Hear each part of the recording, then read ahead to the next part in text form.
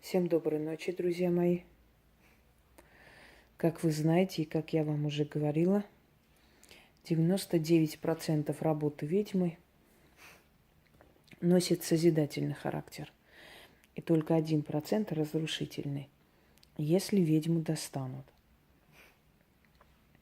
Мы с вами сегодня призовем духа, который издревле известен как богатей. И его по-другому еще называли богатей Богатович. То есть богатей, сын богача. Это некая сущность, которую персонализируют, то есть придают ей персону. И эта сущность приходит для того, чтобы помочь человеку привязать к себе доход, имущество, достаток и роскошную жизнь. Я вам говорила, что магия – это догмат, то есть одну правду связывают с другой правдой, точнее истиной. Итак, мы с вами эти три силы свяжем и оставим в своем доме. А привяжем мы их, точнее привяжем, извиняюсь, ну и свяжем в том числе к нам, к себе. Привяжем к нашему дому деньгами, заманивать деньгами эти силы. Это самый правильный вариант, который использовали издревле знающие люди. Для этого раскладывали на алтаре украшения: золото, серебро, бриллианты, драгоценные камни, деньги. Есть различные способы были в древние времена, они сейчас утеряны. Но поскольку я историк, и я очень много изучала различные культуры, различные ритуалы древности, скажем так, религиозные определенные песнопения, призывы. Естественно, поэтому на основе вот этих древних знаний составленные ритуалы, они всегда срабатывают. Именно потому, что в них вложен ключ, в них вложены определенные слова, которые открывают дорогу к деньгам и прочее. Но я думаю, вам рассказывать не нужно. Те, кто пользуется моими ритуалами много лет, уже поняли результат всего этого. Да даже не много лет, а всего немного, уже знают силу этих работ. Вам для этого желательно, чтобы была шуба. Украшения обязательно, потому что только богатым алтарем можно заманить богатство. И три ряда денег, грубо говоря, одного номинала. Я вот выбрала по $1. Здесь нужно 9 купюр. Разделить и вот так разложить веером, разделить на 3 части. Я объясню, почему это нужно делать по ходу дела. Мы призываем 3 силы. Каждую из этих сил мы должны привязать, отдавая определенный откуп за них изначально, плату. Эти деньги нужно хранить отдельно от всех денег. Желательно хранить в сундуке, как сказано в заговоре. И пока эти деньги у вас есть, у вас будет прибыль повышаться, увеличиваться. Если эти деньги потратятся или куда-нибудь денут, то ритуал потратит свою силу. Естественно, не будет никакого разрушения в жизни, чего-то там, катастрофы, но ритуал утратить свою силу придется повторить. Но я хочу вам сказать, что если изначально, в начале, вы хотя бы раз в неделю будете проводить этот ритуал, постоянно обновляя, то вы сами увидите, как ваше финансовое состояние изменится в самую лучшую сторону. Вам нужно будет при чтении собирать воедино эту купюру. Я объясню, каким образом. И уже следующие разы, когда вы будете читать, а читать нужно 3 раза, всего лишь достаточно коснуться каждому денежному вееру, чисто символически показывая, что вы отдаете за определенную силу. Итак, начнем. Дорогие друзья, я еще раз вам напоминаю, что такие ритуалы, они требуют богатые алтари. Люди, которые возмущаются, что вот у меня нету шубы, у меня нету бриллиантов, у меня нету украшений, что мне делать? Для начала делайте ритуалы попроще. Есть денежные шепотки, есть, например, к ведьме Анее, есть казначею Висар. Множество работ, которые позволят вам для начала увеличить свой доход, а потом позволить себе собирать такие алтари. Знаете, такое, кто хочет быть очень богатым, для начала должен быть просто богатым. Поэтому вы хотите уже делать очень сильные денежные ритуалы, но для начала начните с малого и соберите на алтарь, потому что сильные денежные силы, они требуют больше красоты, больше внимания. И всегда помните, должно быть уважение к силам, иначе ничего не получится. А это и есть уважение к силам, почитание, принятие их у себя дома как положено. Вы же не будете королей принимать пластмассовой утварью, правильно?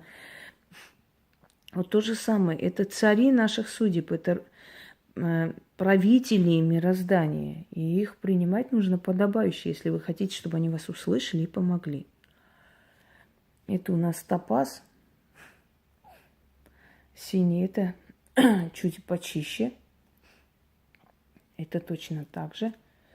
Спрашивают иногда. Топаз, аквамарин. Это блю топаз. Лондон блю. Голубой топаз и голубые бриллианты. В белой золоте. Белом золоте, извиняюсь. И я вам как-то показывала. То есть хочу сказать, что здесь должны быть все натуральные камни, иначе не будет энергии той, которая вам нужна для привлечения денег в семью. Это у нас розовый кварц. И белое золото с бриллиантами.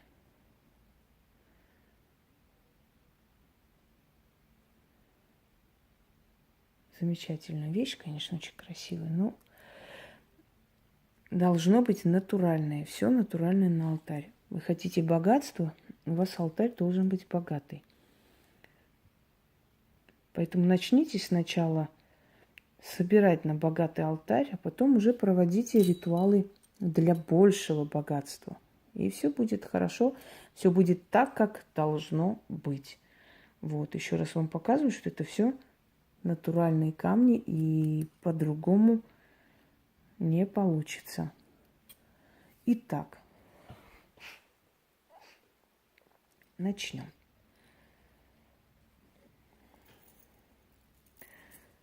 Это тоже сюда. Читаем 3 раза, и по моей подсказке вы поймете, что нужно делать при этом. Шла я, дошла, и богатея Богатовича нашла.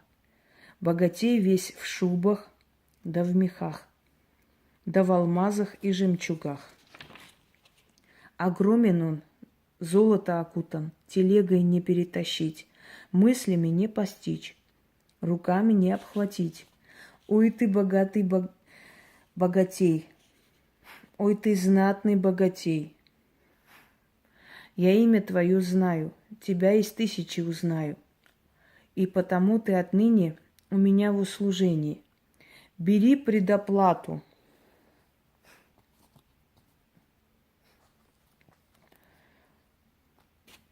Откуп за тебя и твою услугу. Будь со мной и знай, нашел ты щедрую подругу. Будет тебе почитаний в моем доме, а дом мой отныне царские хоромы. О, богатей, Богатович, ты приходи, живи у меня, а за тобою пришла твоя кума. А имя той куме — роскошь вселенская. О, роскошь, роскошь, стань и мне кумой, да приходи полной суммой, да с полными сундуками, да с редкими дарами. Вот тебе, кума, роскошь, откуп и подношение за твое мне верное служение. Кума, со мною останься, да со мной в богатстве купайся. А у кумы роскоши есть матушка доход. Она за кумою в мой дом уже идет. Доход, дочь достатка, мне прибыль несет. Вот тебе бери, матушка, доход, и пусть деньги льются в мой карман круглый год. Поселись, доход, отныне в доме моем. Вместе деньги считать нам весь год, день за днем. Вот трое вас, богатей, роскошь и доход. Теперь мы семья, отныне родня, богатеем мы, в роскоши живем. Доходы наши, доход наш велик, достаток вечный, а поток денег, он бесконечный. Пока эти деньги в сундуке моем, три силы, привязанные в доме моем, тянут и тянут богатством мой дом. И роскошь с доходом поселится в нем. Заклинаю, свершилось. Вы поняли, как нужно делать? Читать нужно 3 раза, повторяя одни и те же движения, только деньги теперь не трогайте. То есть трогайте, но не нужно веером откладывать. Как есть, так пусть и лежат на столе. Можно и зажечь свечи, в принципе, как энергия огня. Это не обязательно, но можно. Не обязательно на алтаре, можно где-то еще. То есть усилить энергию огня. Читаем еще раз. Здесь очень много ключей, которые вам помогут, чтобы оно сразу же получилось. Шла я, дошла, и богатея Богатовича нашла. Богатей весь в шубах да в мехах, да в алмазах и жемчугах. Огромен он, в золото окутан, телегой не перетащить, мыслями не постичь, рост руками не обхватить. Ой, ты богатый богатей, ой, ты знатный богатей. Я имя твое знаю, тебя из 1000 узнаю, и потому ты отныне у меня в услужении. Бери предоплату и откуп за тебя и твою услугу. Будь со мной и знай, нашел ты щедрую подругу. Будет тебе почитание в моем доме, а дом мой отныне царские хоромы. О богатый, о богатей Богатович, ты приходи, живи у меня. А за тобою пришла твоя кума.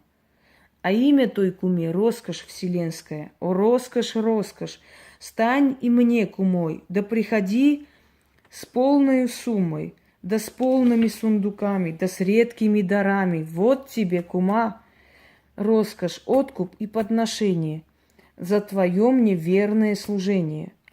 Кума, со мною останься, да со мной в богатстве купайся. А у кумы роскоши есть матушка доход. Она за кумою в мой дом уже идет. Доход, дочь достатка, мне прибыль несет. Вот, бери оплату, матушка, доход. И пусть деньги льются в мой карман круглый год. Поселись, доход, отныне в доме моем. Вместе деньги считать нам весь год, день за днем. Вот трое вас, богатея, роскошь и доход.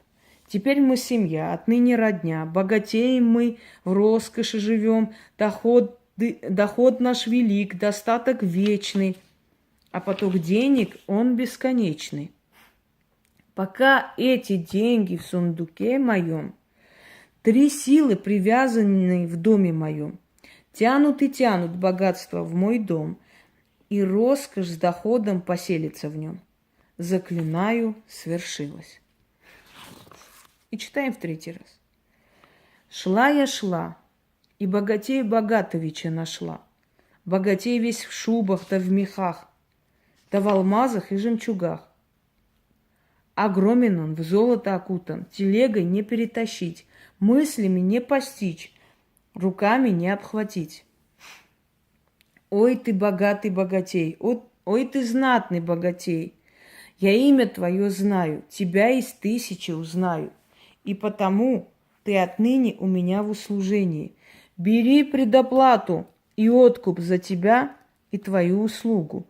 Будь со мной и знай, нашел ты щедрую подругу. Будет тебе почитание в моем доме, а дом мой отныне царские хоромы. О, богатей Богатович, ты приходи, живи у меня, а за тобою пришла твоя кума. А имя той куме — роскошь вселенская. О, роскошь, роскошь, стань и мне кумой, да приходи с полной суммой, да с полными сундуками, да с редкими дарами. Вот тебе роскошь, вот тебе, кума, роскошь, откуп и подношение за твое мне верное служение. Кума, со мною останься, да со мной в богатстве купайся. А у кумы роскоши есть матушка доход. Она за кумой в мой дом уже идет. Доход, дочь, достатка, мне прибыль несет. Вот, бери оплату, матушка, доход. И пусть деньги льются в мой карман круглый год. Поселись, доход, отныне в доме моем. Вместе деньги считать нам весь год, день за днем. Вот трое вас, богатей, роскошь и доход. Теперь мы семья, отныне родня, богатеем мы, в роскоши живем, доход наш велик, достаток вечный, а поток денег он бесконечный. Пока эти деньги в сундуке моем, три силы, привязанные в доме моем, тянут и тянут богатство в мой дом, и роскошь с доходом поселится в нем. Заклинаю, свершилось. Там, где нужно говорить щедрую подругу, если делает мужчина, говорит щедрого друга, более ничего. Дорогие друзья, пока эти купюры у вас, вот эти 9 одинаковых купюр, вы можете взять любые деньги, без разницы, положите в сундук и уберите подальше. Пока они у вас находятся, деньги у вас в доме не переведутся. Когда я начала вещи собирать, естественно, там поднимаешь старые вещи и так далее. Вы знаете, в каждом сундуке я находила доллар, внизу написана записка, там, например, получить 100 тысяч рублей. Потом целый список, что я хочу или что у меня должно быть. И это все у меня уже есть. Я везде, во всех углах это находила. Это не просто работает, это привязывает к вашей жизни силу богатства. Это нужно делать. Даже если много ритуалов, и везде требуется там положить где-то, везде требуют сундуки, кошельки, где-то спрятать, где-то написать, где-то лентой перевязать и так далее. Это все вам помогает держаться на плаву и все время зарабатывать, жить в достатке. Все это. Ритуалов денежных много не бывает. Чем больше вы делаете, тем больше денежная сила к вам привыкает. Не читайте только одно слово, и на этом все. И напоследок хочу сказать, отвлечься от темы. Сегодня написала одна мадам по имени Карина, что 2 года назад я ей предсказывала в прямом эфире. Я не помню, если честно, я стольким людям предсказывала. Может быть, вы неправильно поняли, или может, вы не поняли, что я вам сказала. Иногда люди настолько тупы, до них не доходит, что им сказано, они потом начинают по-другому говорить. Я говорила очень многим людям, сотням, тысячам людям, и все это настолько четко и ясно, что они шокировались. Так вот, насколько я помню, я этой Карине, кажется, сказала, что у нее в семье есть кто-то болеет, в семье, в роду, неважно, родственники, родная кровь. И если не вылечить, большая вероятность, что он умрет в течение 2 лет. Что-то в этом роде мне помнится. И Мадам Карина сказала сегодня, что вот вроде бы 2 года прошло, а еще человек жив. Вы знаете, говорить, что нужно лечить человека, иначе он пойдет к смерти, и воспринимать это как умрет кто-нибудь, это разные вещи. Если вы настолько тупоголовый, то постарайтесь понять то, что вам говорят. Иногда люди не хотят истину принимать. Дело не в этом. Но я хочу еще вам сказать кое-что. Еще не вечер. Если вы так сильно хотите, чтобы у вас кто-то умер, так у вас, может быть, не один и не два умрет. Не надо искушать судьбу, понимаете? Мол, вот 2 года уже практически скоро пройдут, а еще никто не умер. Я такую тупость первый раз слышу. Так вот, еще 2 года не прошли. Погодите чуть-чуть. А вдруг действительно умрет кто-то, и не один, и не два. Я к чему это говорю? Я говорю для таких гнилых людей. Таким гнилым людям ни мои предсказания не помогут встать на ноги, ни мои ритуалы могут не помочь, потому что они гнилье. И гнилые люди, они ищут причину, чтобы оправдать свою лень, бездействие и конченность тем, что вот, ну, все равно же да, они и так не сработают. Я слышала иногда, я никогда не делала, потому что все равно не сработают. Я никогда не ела этот торт, но я знаю, что он невкусный. Дорогие друзья, вот будьте выше этого, будьте разумнее. Делайте, просите и получайте. Вы живите в достатке. Они пускай сидят и ходят туда-сюда, и ищут какую-то истину, ищут быстрые способы разбогатеть. Пускай они свою жизнь тратят на облаивание, а вы тратите свою жизнь на то, чтобы подняться и своим детям оставить столько, чтобы ваши дети не начинали с нуля, как вы. Вот и все. Настолько редко бывают такие люди с гнильцой, что они запоминаются мне. Вот почему. Если бы я была, скажем так, из числа этих базарных, да, привыкшие к таким словам и чего-то еще, может быть, мне было бы пофигу. Но когда их очень редко бывает в твоей жизни, таких людей с гнильцой, то их запоминаешь именно по этой причине. Благородный человек, он старается воевать благородно. А гнилые твари, они ничем не гнушаются. У них нет никаких запретов. Они идут на все ради своих принципов, понимаете? У них нет задних тормозов. Вот поэтому у таких людей пустая нищенская жизнь. Не уподобляйтесь им, будьте умнее и выше. Если вам сделали бесплатные предсказания, будьте благодарны. Вникните в то, что вам сказали, чтобы понять, что сказал этот человек, зачем сказал и к чему. А не сидите, как шакалы, ждите там какой-нибудь грязный форум, чтобы пойти высказать, что, мол, вот, а вот мне вот так вот, и чего-то еще. Тратьте свою жизнь в полезное русло, потому что неизвестно, сколько мы будем жить. А та, которая очень раздосадована, что 2 года проходит, а у них в семье еще никто не помер, так погодите, еще 2 года еще не полностью прошли, тем более сейчас высокосный год. А вдруг тебе, Карина, повезет, и кто-нибудь помрет в твоей семье? Вот то-то ты будешь радоваться, что предсказание все же сбылось.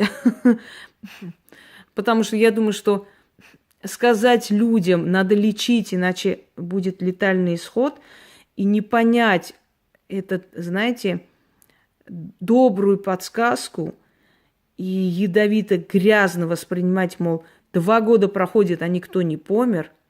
Еще не вечер, Кариночка, еще не вечер. Надеюсь, что силы услышали тебя, и в скором времени кто-нибудь да помрет на радость тебе, чтобы ты пришла и сказала: ой, вы были правы, кто-то помер. Мне помнится, одна тоже говорила, что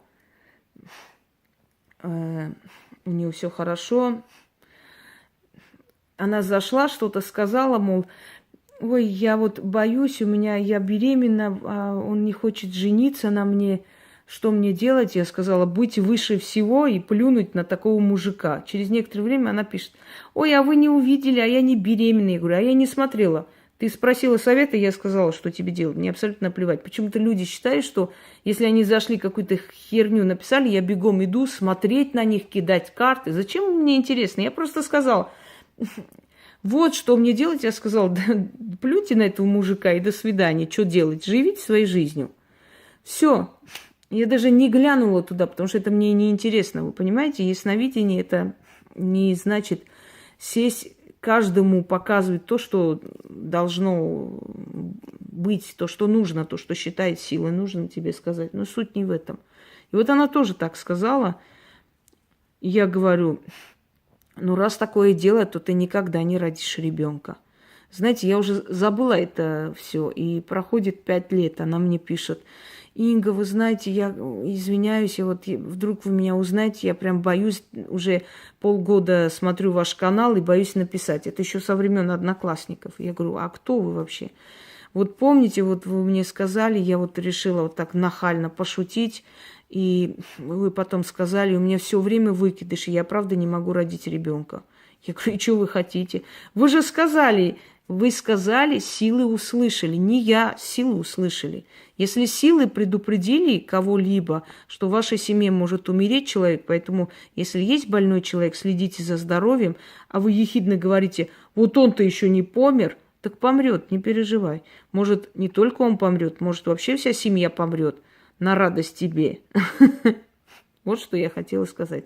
Не хочется об этом говорить, но просто смотришь и думаешь, это же сколько шакалов на земле, которые вот готовы, я даже не знаю, на что готовы. Не все достойны действительно помощи даром. Не каждая тварь этого достойна. Но я не ради тварей стараюсь, а для хороших людей.